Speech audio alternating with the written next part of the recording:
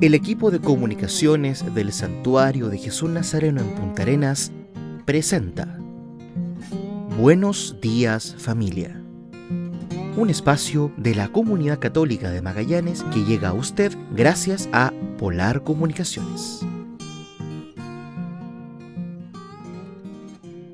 Hermanos y hermanas, ha finalizado los 5 domingos de Cuaresma y este 24 de marzo inicia la Semana Santa con el Domingo de Ramos. Nos encontramos hoy en diversas comunidades religiosas para, de esta manera, iniciar la Semana Mayor de la Cristiandad. Con palmas en las manos, como los niños judíos, recibimos al Señor camino a su pasión. Hermanos y hermanas, feliz domingo. Iniciamos así el programa de esta semana.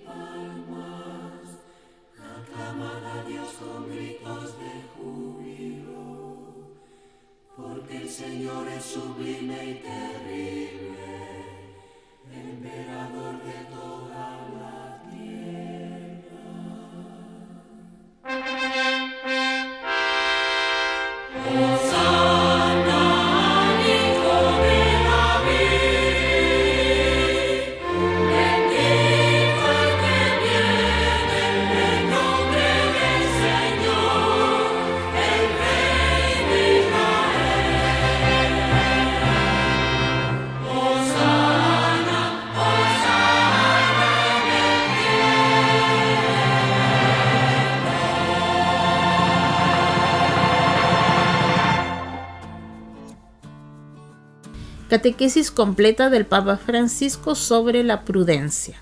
Continuando con su ciclo de catequesis sobre las virtudes, el Papa Francisco reflexionó en la audiencia general de este pasado miércoles 20 de marzo sobre la prudencia. A continuación, la catequesis completa del Papa Francisco.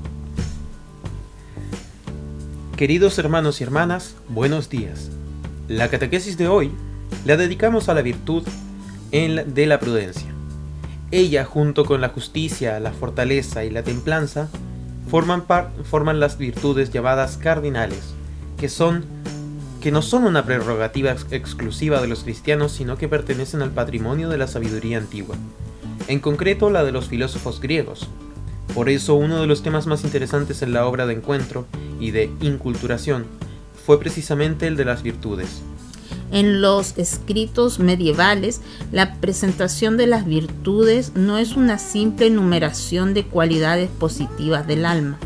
Retomando los autores clásicos a la luz de la revelación cristiana, los teólogos imaginaron el septenario de las virtudes, las 3 teologales y las 4 cardinales, como una suerte de organismo viviente en el que cada virtud ocupa un espacio armónico. Hay virtudes esenciales y virtudes accesorias, como pilares, columnas y capiteles. Quizá nada como la arquitectura de una catedral medieval puede dar la idea de la armonía que existe en el ser humano y de su continua tensión hacia el bien. Entonces comencemos por la prudencia. No es la virtud de la persona temerosa, siempre titubeante ante la acción que debe emprender. No, esta es una interpretación errónea. No es tampoco solamente la cautela. Conceder la primacía a la prudencia significa que la acción del ser humano está en manos de su inteligencia y de su libertad. La persona prudente es creativa, razona, evalúa, trata de comprender la complejidad de la realidad y no se deja llevar por las emociones, la pereza, las presiones, las ilusiones. En un mundo dominado por las apariencias, por los pensamientos superficiales, por la banalidad tanto del bien como del mal, la antigua lección de la prudencia merece ser recuperada. Santo Tomás, en la Estela de Aristóteles, la llamó recta ratio agilium. Es la capacidad de gobernar las acciones para dirigirlas hacia el bien. Por eso recibe el sobrenombre de conductor de las virtudes. Prudente es quien sabe elegir, mientras permanece en los libros. La vida siempre es fácil, pero en medio de los vientos y las olas de lo cotidiano, la cosa cambia. A menudo nos sentimos inseguros y no sabemos hacia dónde ir. Quien es prudente no elige el azar. Ante todo, sabe lo que quiere. Luego pondera las situaciones, se deja aconsejar y con amplitud de miras y libertad interior, elige qué camino tomar. No es que no pueda cometer errores, después de todo sigue siendo humano, pero evitará grandes bandadazos. Desafortunadamente, en todos los ambientes hay quien tiende a liquidar los problemas con bromas superficiales o a suscitar siempre polémicas. La prudencia, en cambio, es la cualidad de quienes están llamados a gobernar. Saben que administrar es difícil, que hay muchos puntos de vista y que es preciso tratar de armonizarlos, que no se debe hacer el bien de algunos, sino el de todos. La prudencia enseña también que, como se suele decir, lo perfecto es enemigo de lo bueno. Demasiado celo, de hecho, en algunas situaciones puede provocar desastres, puede arruinar una construcción que hubiera requerido gradualidad, puede generar conflictos e incomprensiones, puede incluso desatar la violencia. La persona prudente sabe custodiar la memoria del pasado, no porque tenga miedo al futuro, sino porque sabe que la tradición es un patrimonio de sabiduría. La vida está hecha de una continua superposición de cosas antiguas y cosas nuevas. No es bueno pensar siempre que el mundo empieza con nosotros, que tenemos que afrontar los problemas desde cero. La persona prudente también es previsora. Una vez decidido el objetivo por el que luchar, hay que procurarse todos los medios para alcanzarlo. Muchos pasajes del Evangelio nos ayudan a educar la prudencia. Por ejemplo, es prudente quien edifica su casa sobre la roca, e imprudente el que la construye sobre la arena. Sabias son las vírgenes que llevan consigo el aceite para sus lámparas, y necias son las que no lo hacen. La vida cristiana es una combinación de sencillez y astucia.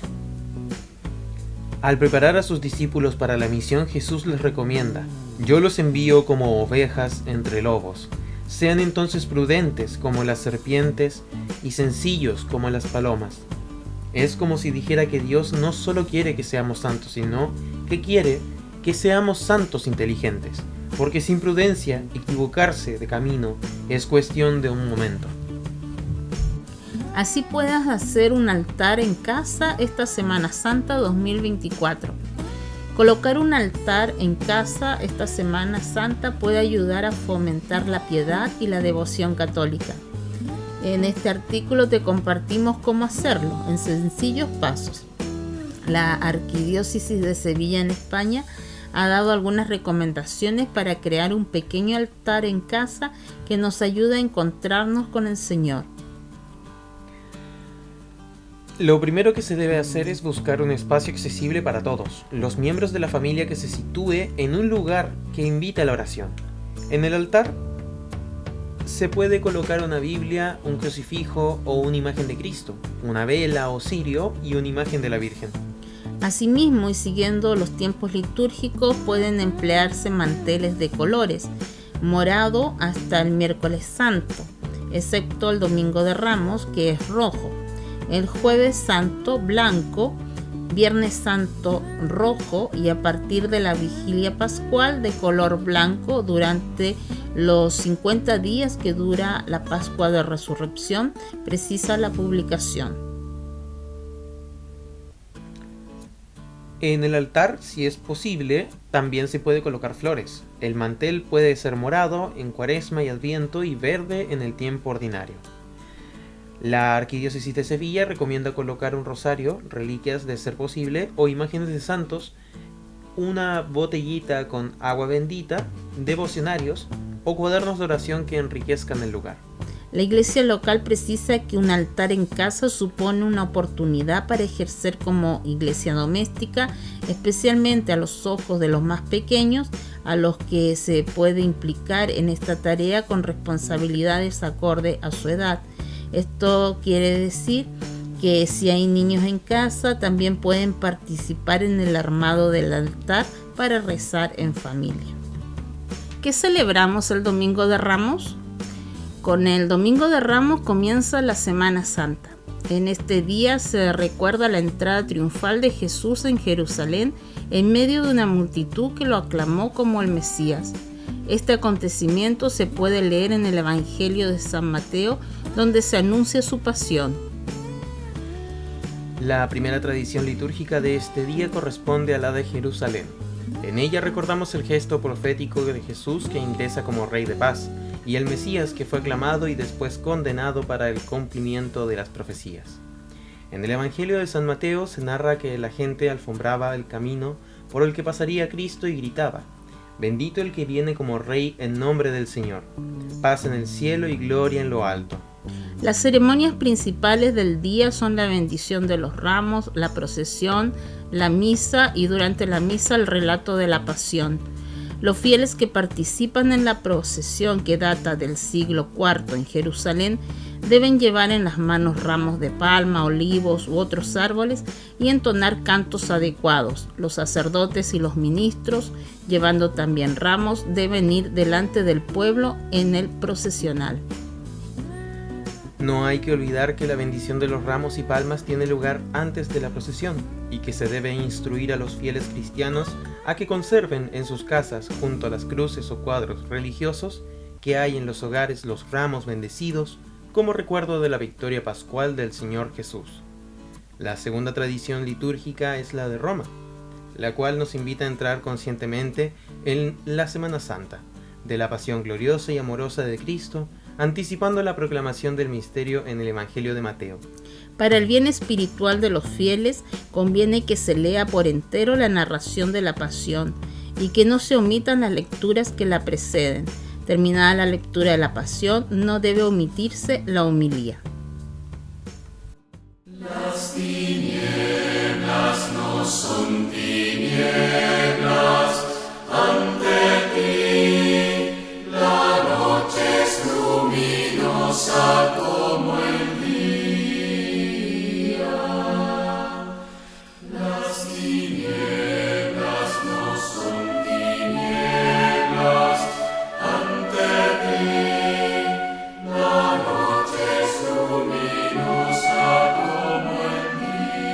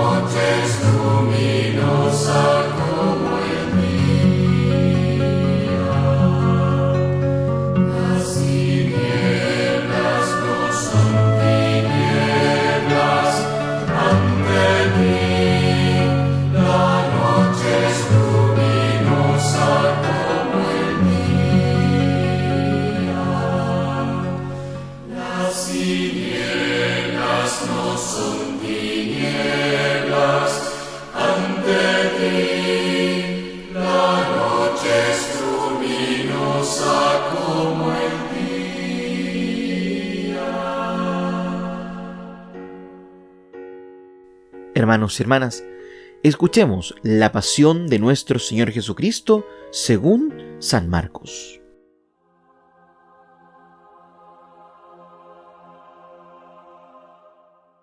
Faltaban 2 días para la Pascua y los ácimos. Los sumos sacerdotes y los letrados pretendían prender a Jesús a traición y darle muerte, pero decían: no durante las fiestas, podría amotinarse el pueblo. Estando Jesús en Betania, en casa de Simón el leproso, sentado a la mesa, llegó una mujer con un frasco de perfume muy caro, de nardo puro. Quebró el frasco y se lo derramó en la cabeza. Algunos comentaban indignados: ¿a qué viene este derroche de perfume? Se podía haber vendido por más de 300 denarios, para dárselo a los pobres. Y regañaban a la mujer, pero Jesús replicó: dejadla. ¿Por qué la molestáis? Lo que ha hecho conmigo está bien, porque a los pobres los tenéis siempre con vosotros y podéis socorrerlos cuando queráis. Pero a mí no me tenéis siempre. Ella ha hecho lo que podía. Se ha adelantado a embalsamar mi cuerpo para la sepultura. Os aseguro que en cualquier parte del mundo donde se proclame el Evangelio, se recordará también lo que ha hecho ésta. Judas Iscariote, uno de los 12, se presentó a los sumos sacerdotes para entregarles a Jesús. Al oírlo se alegraron y le prometieron dinero. Él andaba buscando ocasión propicia para entregarlo. El primer día de los ácimos, cuando se sacrificaba el cordero pascual, le dijeron a Jesús sus discípulos: ¿dónde quieres que vayamos a prepararte la cena de Pascua? Él envió a 2 discípulos diciéndoles: id a la ciudad, encontraréis un hombre que lleva un cántaro de agua. Seguidlo, y en la casa en que entre, decidle al dueño: el maestro pregunta, ¿dónde está la habitación en que voy a comer la Pascua con mis discípulos? Os enseñará una sala grande en el piso de arriba. Arregladla con divanes. Preparadnos allí la cena. Los discípulos se marcharon, llegaron a la ciudad, encontraron lo que les había dicho y prepararon la cena de Pascua. Al atardecer fue él con los 12. Estando a la mesa comiendo, dijo Jesús: os aseguro que uno de vosotros me va a entregar, uno que está comiendo conmigo. Ellos, consternados, empezaron a preguntarle uno tras otro: ¿seré yo? Respondió: uno de los 12, el que está mojando en la misma fuente que yo. El Hijo del Hombre se va, como está escrito. Pero ay del que va a entregar al Hijo del Hombre, más le valdría no haber nacido. Mientras comían, Jesús tomó un pan, pronunció la bendición, lo partió y se lo dio diciendo: tomad, esto es mi cuerpo. Cogiendo una copa, pronunció la acción de gracias, se la dio y todos bebieron. Y les dijo: esta es mi sangre, sangre de la alianza derramada por todos. Os aseguro que no volveré a beber del fruto de la vid hasta el día que beba el vino nuevo en el reino de Dios. Después de cantar el salmo, salieron para el monte de los olivos. Jesús les dijo: todos vais a caer. Como está escrito, heriré al pastor y se dispersarán las ovejas. Pero cuando resucite, iré antes que vosotros a Galilea. Pedro replicó: aunque todos caigan, yo no. Jesús le contestó: Te aseguro que tú, hoy, esta noche, antes de que el gallo cante 2 veces, me habrás negado 3. Pero él insistía: Aunque tenga que morir contigo, no te negaré. Y los demás decían lo mismo. Fueron a una finca que llamaban Getsemaní y dijo a sus discípulos: Sentaos aquí mientras voy a orar. Se llevó a Pedro, a Santiago y a Juan. Empezó a sentir terror y angustia y les dijo: Me muero de angustia.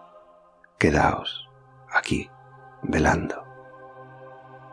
Y adelantándose un poco, se postró en tierra pidiendo que si era posible se alejase de él aquella hora y dijo: Padre, tú lo puedes todo. Aparta de mí este cáliz. Pero no lo que yo quiero, sino lo que tú quieres. Volvió y al encontrarlos dormidos dijo a Pedro: Simón, ¿duermes? ¿No has podido velar ni una hora? Velad y orad para no caer en la tentación. El espíritu es decidido, pero la carne es débil. De nuevo se apartó y oraba repitiendo las mismas palabras. Volvió y los encontró otra vez dormidos porque tenían los ojos cargados y no sabían qué contestarle. Volvió y les dijo: Ya podéis dormir y descansar. Basta. Ha llegado la hora. Mirad que el Hijo del Hombre va a ser entregado en manos de los pecadores. Levantaos, vamos. Ya está cerca el que me entrega.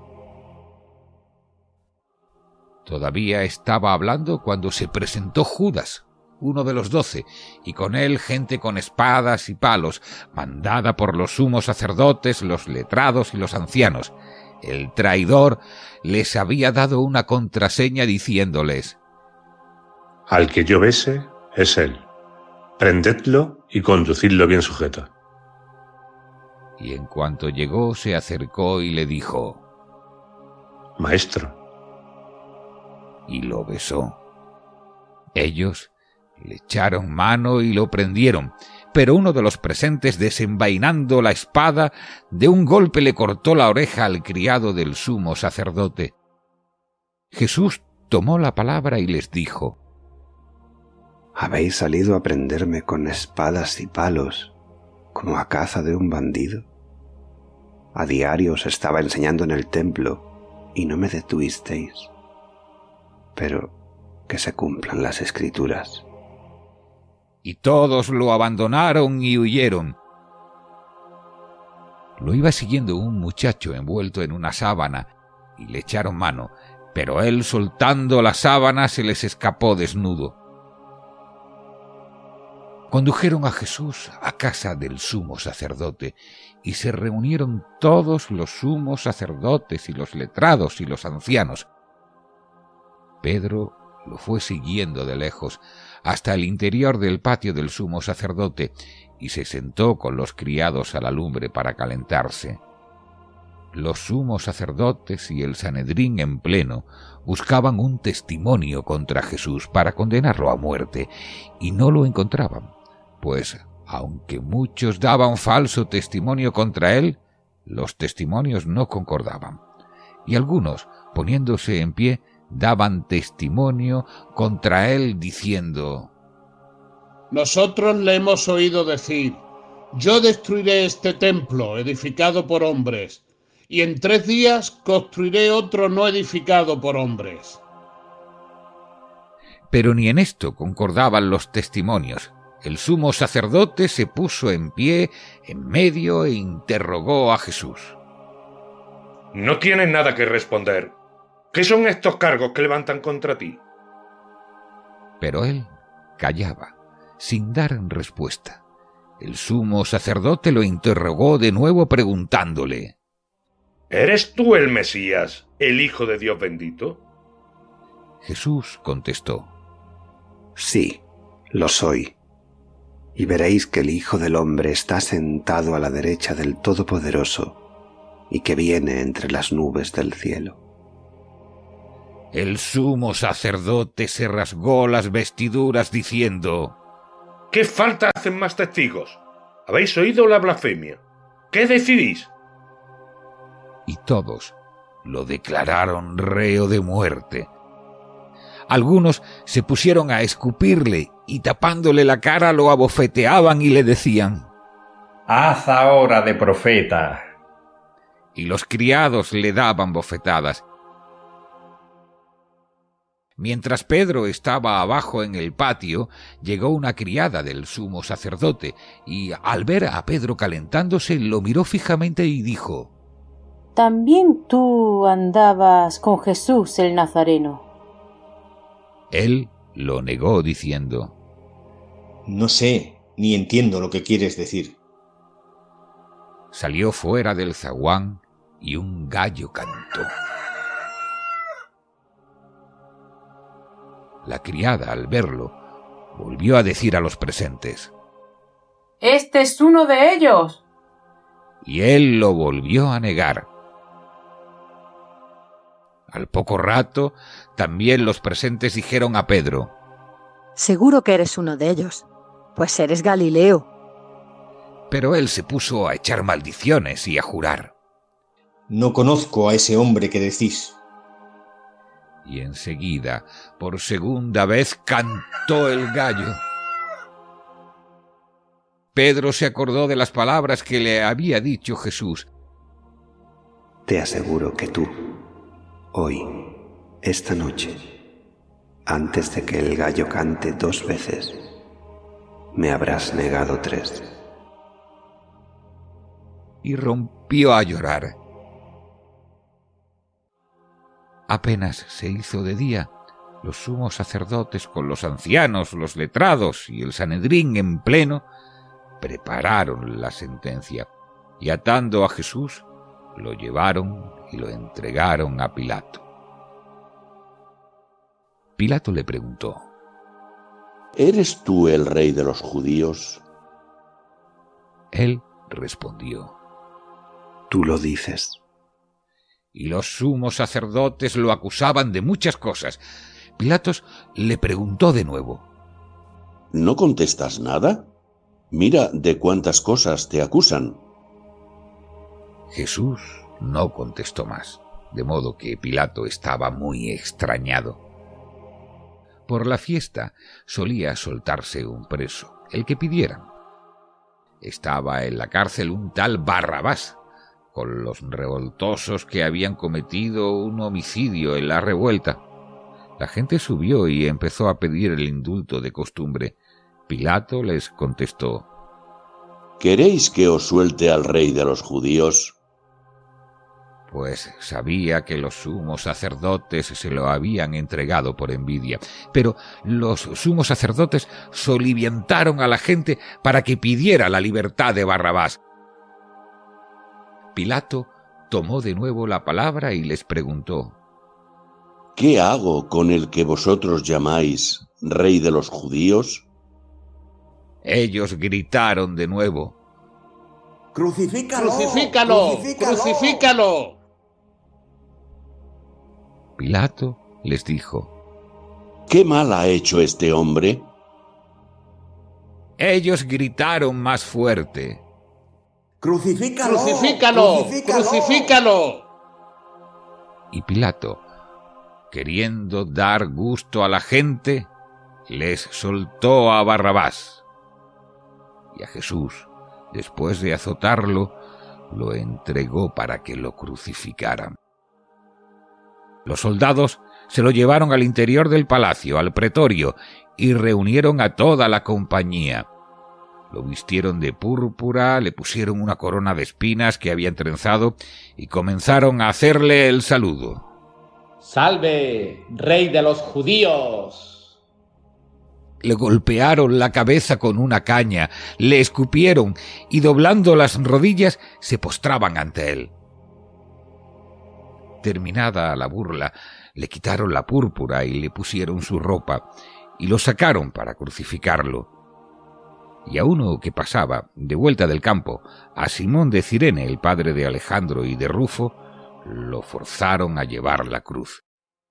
Y llevaron a Jesús al Gólgota, que quiere decir lugar de la calavera, y le ofrecieron vino con mirra, pero él no lo aceptó. Lo crucificaron y se repartieron sus ropas echándolas a suerte para ver lo que se llevaba cada uno. Era media mañana cuando lo crucificaron. En el letrero de la acusación estaba escrito: el Rey de los Judíos. Crucificaron con él a 2 bandidos, uno a su derecha y otro a su izquierda. Así se cumplió la escritura que dice: lo consideraron como un malhechor.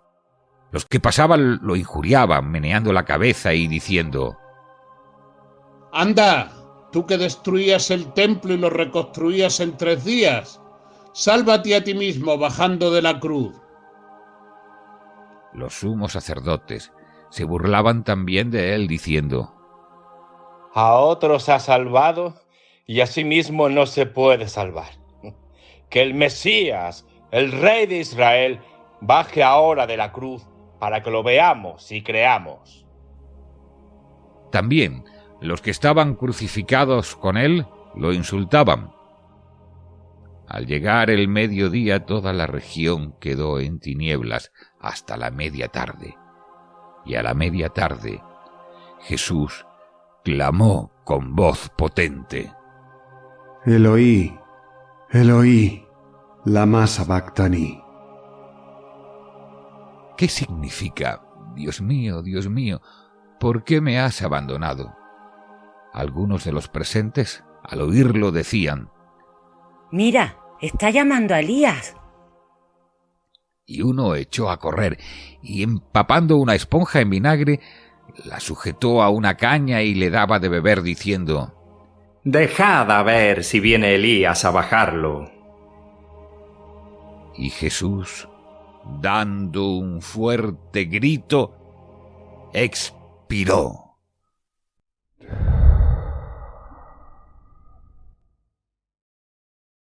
Amazing grace, how sweet the sound that saved a wretch like me. I once was lost, but now I am found. Was blind, but now I see.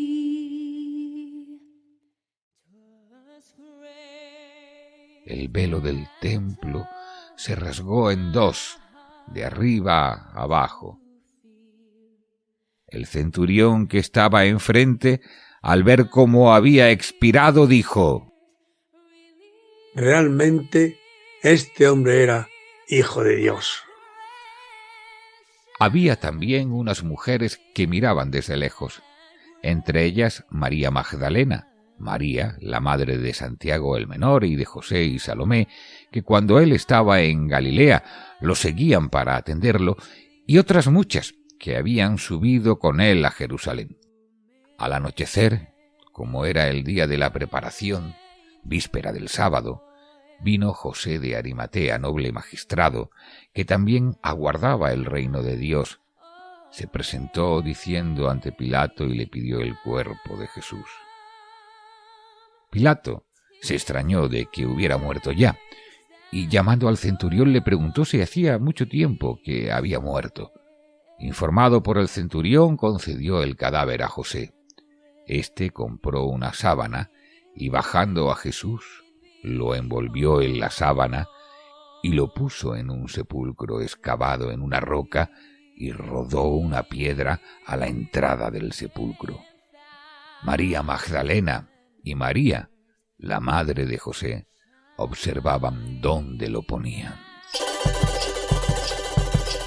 Esta es la palabra de Dios. Gloria y honor a ti, Señor Jesús.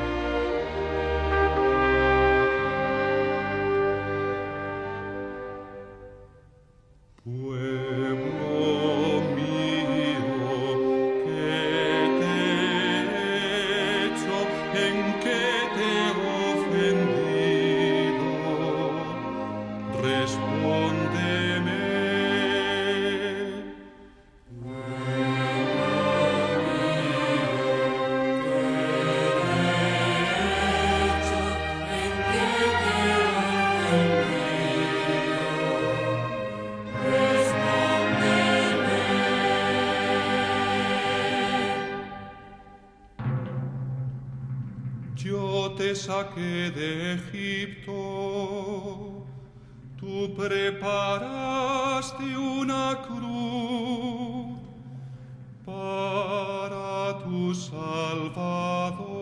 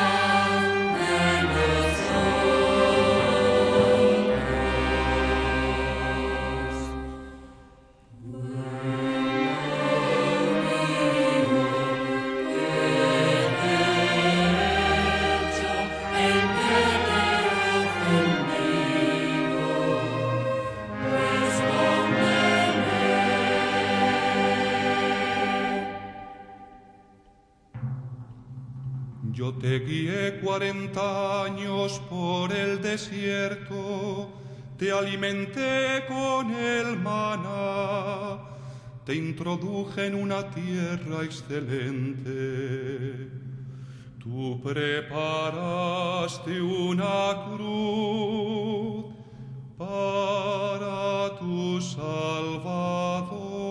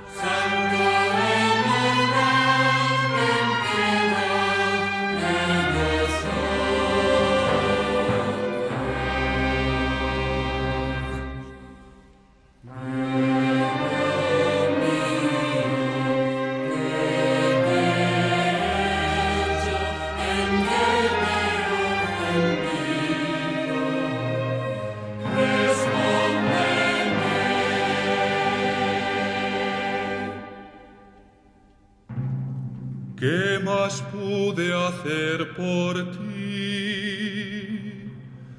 Yo te planté como viña mía, escogida y hermosa, que amarga te has vuelto conmigo. Para mi sed me diste vinagre, con la lanza traspasaste el costado a tu Salvador.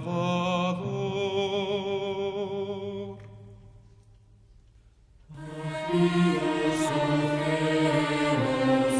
santo es Dios, Dios y siglos, santo y fuerte. Dios, Satanás.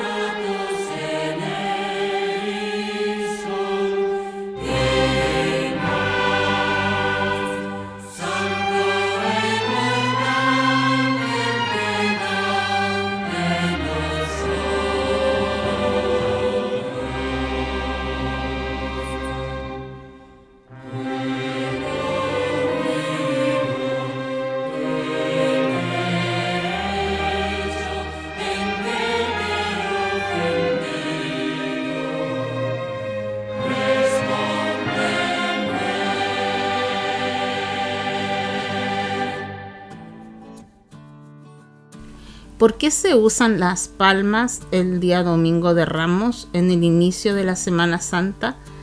Hoy domingo inicia la Semana Santa con el Domingo de Ramos, fecha en la que se recuerda la entrada triunfal de Jesús en Jerusalén, cuando fue aclamado por una multitud que portaba palmas y ramos de olivo. ¿Cuál es el sentido de estas palmas al ser bendecidas y por qué deben usarse?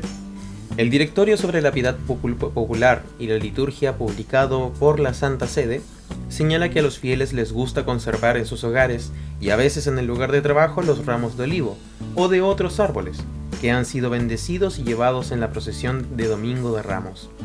El sacerdote argentino Leandro Bonin, autor de numerosos libros de espiritualidad y defensa de la vida, comentó a Así Prensa en 2021 que es bueno conservar un signo visible de una celebración tan hermosa e importante, y al mismo tiempo que esa sensibilidad perdure en el pueblo de Dios a pesar de las tendencias secularizantes. El Directorio de Piedad Popular y la Liturgia también advierte que se debe instruir a los fieles sobre el significado de la celebración para que entiendan su sentido. Seguidamente afirma que las palmas se conservan ante todo como un testimonio de la fe en Cristo, Rey mesiánico, y en su victoria pascual. El Papa Benedicto XVI, en una homilía de Domingo de Ramos del 2006, dice, además, que los ramos de olivo, signo de la paz mesiánica, y los ramos de palma, signo del martirio, don de la vida a Dios y a los hermanos, con los que ahora aclamaremos a Jesús como Mesías, testimonian nuestra adhesión firme al misterio pascual que celebramos. El padre Bonin, sintetizando ambos textos, detalló en 4 puntos que el conservar los olivos y palmas es un signo de que creemos en Jesús, que Él es nuestro Rey y que estamos dispuestos a permanecer junto a Él, pase lo que pase, que anunciamos que Él ha vencido a la muerte en su resurrección, que su Pascua es el centro de la historia y la fuente de nuestra esperanza. Que queremos ser constructores de paz, la paz de Cristo Rey, paz con Dios y con nuestros hermanos. Que al igual que Cristo, queremos hacer de nuestra vida un don para Dios y nuestros hermanos. Que estamos dispuestos a vivir como mártires, testigos del amor y dispuestos a sacrificarnos por amor, como Él y en Él. ¿Cuándo no usar las palmas o ramos de olivos? El Directorio de Piedad Popular y la Liturgia es claro en advertir que los ramos de olivo o palmas no se conservan como si fueran amuletos, con un fin curativo o para mantener alejados a los malos espíritus, y evitar así en las casas y los campos los daños que causan, lo cual podría ser una forma de superstición. La superstición es un pecado contra el primer mandamiento, recordó el padre Bonin. El Catecismo de la Iglesia Católica enseña que la superstición es la desviación del sentimiento religioso y de las prácticas que impone. Puede afectar también al culto que damos al verdadero Dios, por ejemplo, cuando se atribuye una importancia de algún modo mágica a ciertas prácticas, por otra parte, legítimas o necesarias. El Directorio de Piedad Popular y la Liturgia, por su parte, clarifica que los pastores tienen que insistir en que lo verdaderamente importante es participar en la procesión y no simplemente procurarse una palma o ramo de olivo. El padre Bonin comentó un hecho curioso que ocurre en algunas zonas de las provincias de Argentina. Más gente participa en las misas del Domingo de Ramos que en las de Pascua, lo que evidentemente no hace justicia a la jerarquía litúrgica y significado salvífico. Es probable que esa mayor participación tenga lugar por el atractivo que muchos hermanos tienen los ramos bendecidos, dijo. Entonces, ¿se puede o no se puede llevar y conservar las palmas y ramos de olivo? Sí, por supuesto, pero dándole el sentido y significado verdadero, concluyó el sacerdote argentino. 9 datos clave que todo católico debe conocer sobre el Domingo de Ramos. Hoy, domingo 24 de marzo, marca el comienzo de la Semana Santa para la Iglesia Católica, con la conmemoración del Domingo de Ramos. día que evoca el momento en el que Cristo entró triunfante en Jerusalén. Los católicos están invitados a unirse a esta celebración, cuyo significado y prácticas están detallados en la Carta de Fiestas Pascuales del Vaticano del año 1998 y en el libro Jesús de Nazaret, desde la entrada en Jerusalén a la resurrección del Papa Benedicto XVI. A continuación presentamos 9 puntos clave sobre este día litúrgico. Primero, el Domingo de Ramos también es llamado Domingo de Pasión. El término Domingo de Ramos deriva del evento que conmemora la entrada triunfal de Jesús en Jerusalén, cuando la multitud lo recibió agitando las ramas de palma. El segundo nombre, Domingo de la Pasión, se atribuye al relato de la pasión que se lee en este día. De no ser así, este pasaje evangélico no se leería en un domingo, ya que en el próximo domingo se enfocará en la resurrección. Según la Carta de Fiestas Pascuales, el Domingo de Ramos abarca tanto el presagio del triunfo real de Cristo como el anuncio de su pasión. Además añade que la relación entre ambos aspectos del misterio pascual debe evidenciarse tanto en la celebración como en la catequesis del día. Segundo, en Domingo de Ramos se lleva a cabo una procesión antes de la misa. La procesión se lleva a cabo una vez, usualmente antes de la misa, con mayor asistencia, ya sea el sábado o el domingo. Durante la procesión, los fieles imitan las aclamaciones y gestos de los niños hebreos que salieron a recibir al Señor, entonando el ferviente Hosana, describe la Carta de Fiestas Pascuales. Tercero, se pueden llevar palmas u otras plantas durante la procesión del Domingo de Ramos. No es necesario utilizar exclusivamente hojas de palma en la procesión. También se pueden emplear otras plantas locales como el olivo, el sauce, el abeto y otros árboles. Según el dicasterio sobre la piedad popular y la liturgia, a los fieles les gusta conservar en sus hogares y a veces en el lugar de trabajo los ramos de olivo o de otros árboles que han sido bendecidos y llevados en la procesión. Cuarto, los fieles deben comprender el significado de la celebración y recibir instrucción. Según el mismo Directorio sobre la Piedad Popular y la Liturgia, los fieles deben ser instruidos sobre el significado de esta celebración para que puedan captar su significado. Debe recordarse oportunamente que lo importante es la participación en la procesión y no solo en la obtención de hojas de palma o de olivo, que tampoco deben mantenerse como amuletos, ni por razones terapéuticas o mágicas, para disipar los malos espíritus o para evitar el daño que causan en los campos o en los hogares, indica el texto. Quinto, Jesús reclama el derecho de los reyes en la entrada triunfal a Jerusalén. En su libro Jesús de Nazaret, desde la entrada en Jerusalén a la resurrección, el Papa Benedicto XVI explicó que Jesucristo reclamó el derecho de los reyes a demandar modos de transporte particulares. El uso de un animal, el burro, en el que nadie se había sentado aún, señala este derecho real. Jesús deseaba que su camino y acciones fueran entendidos en términos de las promesas del Antiguo Testamento cumplidas en su persona. Sexto, los peregrinos reconocieron a Jesús como su rey mesiánico.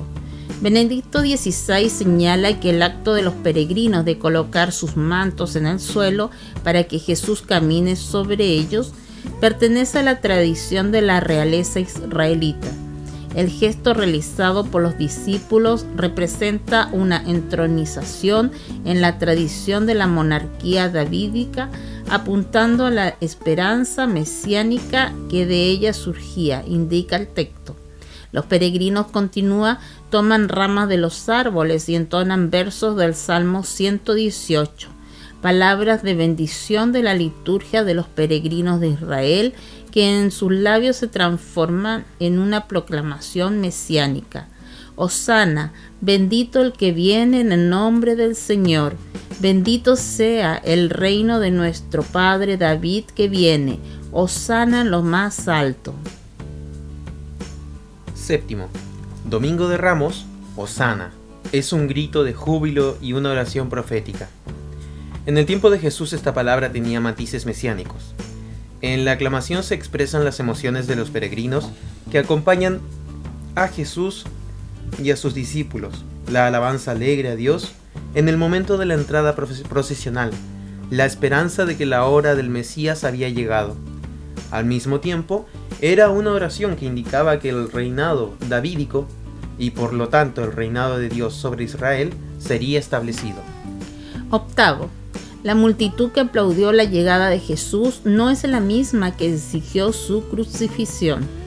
En su libro, Benedicto XVI argumenta que en los 3 evangelios sinópticos, así como en el de San Juan, se deja en claro que quienes aplaudieron a Jesús en su entrada a Jerusalén no fueron sus habitantes, sino las multitudes que lo acompañaban e ingresaron a la ciudad santa con él. Este punto se hace más claro en el relato de Mateo, en el pasaje que sigue al Hosana dirigido a Jesús. Cuando entró en Jerusalén, toda la ciudad se agitó diciendo: ¿Quién es este? Y las multitudes decían: Este es el profeta Jesús de Nazaret de Galilea.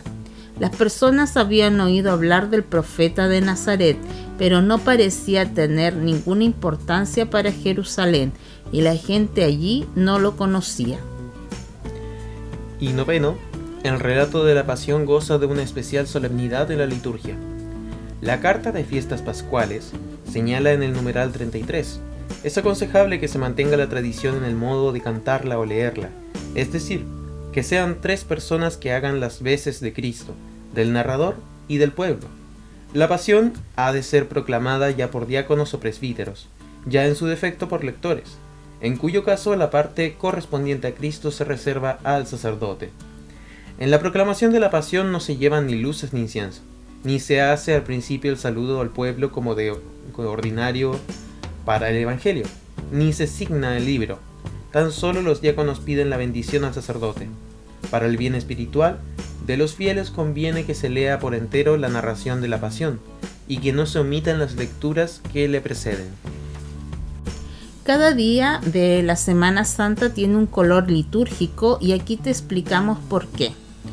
Durante Semana Santa, en la Iglesia Católica se utilizan colores litúrgicos con especiales significados.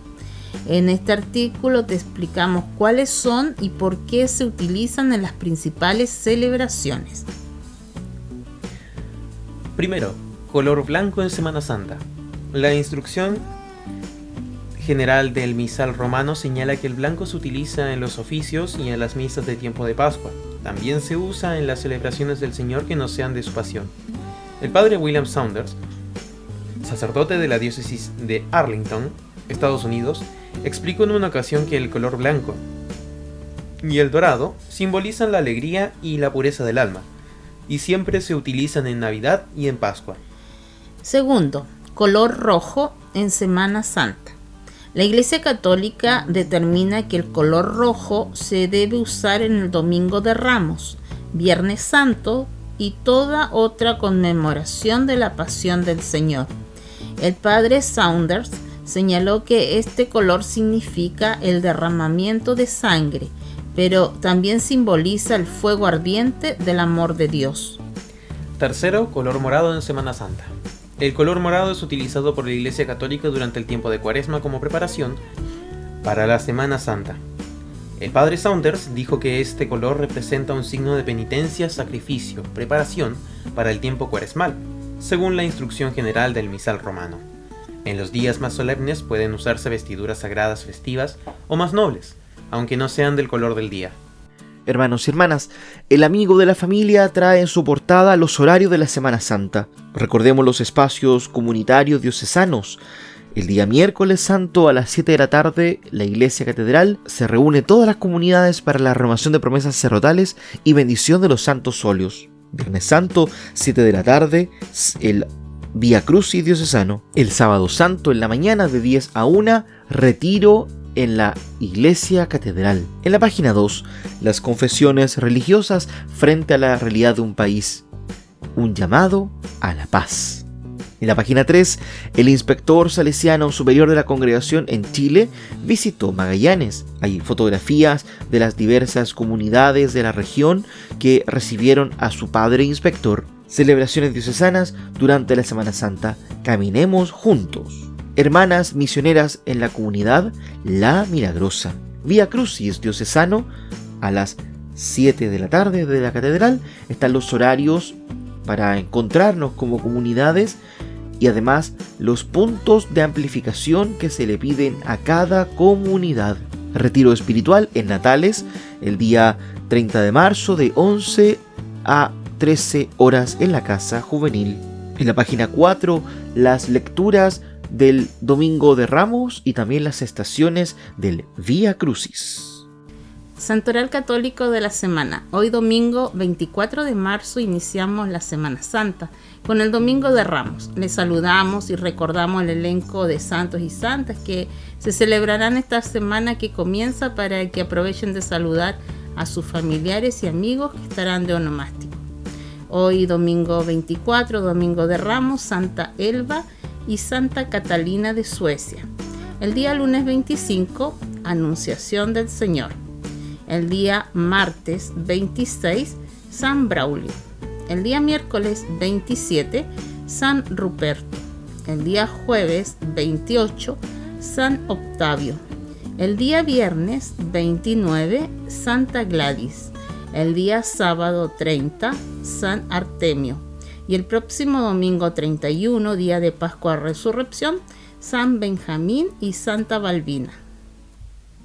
Hermanos y hermanas, para finalizar este encuentro semanal recordamos los horarios de celebraciones de nuestras diversas comunidades. Hoy, Domingo de Ramos, a las 2:15, 2:30, empezaremos el camino con la imagen de Jesús Nazareno hacia la Plaza Ladeo del Mar, donde realizaremos la bendición de los ramos y de esta manera la procesión que nos lleva de regreso hasta el santuario para celebrar la Eucaristía en este inicio de la Semana Santa. El día miércoles nos encontramos todas las comunidades en la catedral para vivir de esta manera la misa crismal. El día jueves santo a las 20 horas tendremos la celebración del lavatorio de pies, la misa de la Cena del Señor. El viernes santo a las 0 horas se inicia con la procesión del silencio desde nuestro santuario por los alrededores de la querida colina donde está la imagen de Jesús Nazareno. A las 4 de la tarde, liturgia de la Pasión. Luego nos dirigimos al Vía Crucis diocesano, que a las 7 de la tarde se inicia desde la catedral. A las 9 de la noche, al regreso del Vía Crucis, tenemos la Soledad de María y la oración por las madres que han perdido algún hijo. El día sábado santo, la vigilia pascual, la celebramos temprano, a las 20 horas, para así vivir con calma las lecturas que están preparadas para este día y la bendición del agua, también la renovación de nuestro bautismo. Finalmente, el domingo de Pascua, domingo de Resurrección, a las 4 de la tarde, viviremos en comunidad la Eucaristía. Hermanos y hermanas, que tengan una feliz Semana Santa y nos seguiremos encontrando por la señal de Polar Comunicaciones. El equipo de comunicaciones del Santuario de Jesús Nazareno en Punta Arenas presentó Buenos Días Familia, un espacio de la Comunidad Católica de Magallanes que llega a usted gracias a Polar Comunicaciones. Esperamos encontrarnos con usted la próxima semana.